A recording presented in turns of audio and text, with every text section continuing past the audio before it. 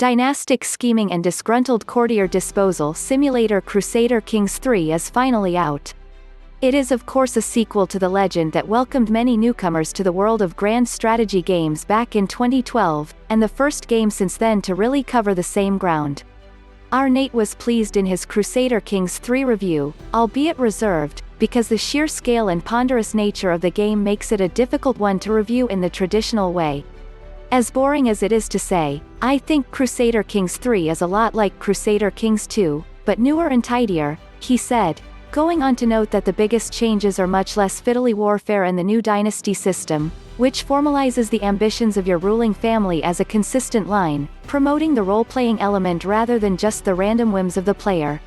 There are also lots of little improvements of the sort that become a single big improvement in aggregate, and a general focus on bringing out the personalities of its endless characters even more. Despite Nate's early impressions and previews, the release of Crusader Kings 3 has snuck up on me. This is rather fitting, as CK2 was often a game about blinkering yourself to the looming empires and gathering threats while you took care of local matters you actually stood a chance in.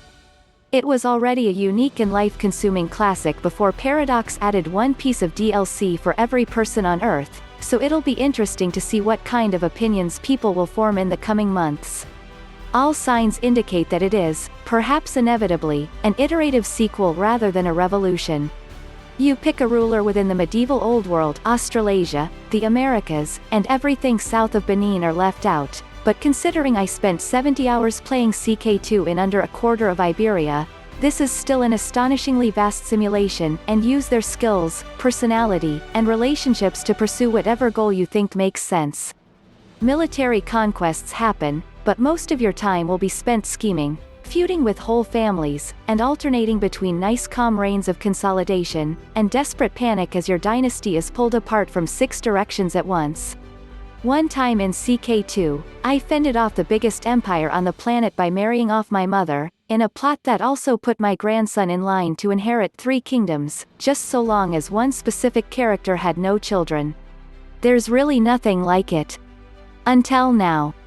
Crusader Kings 3 is out now for Windows, Mac, and Linux on Steam for £42 per $50 per €50.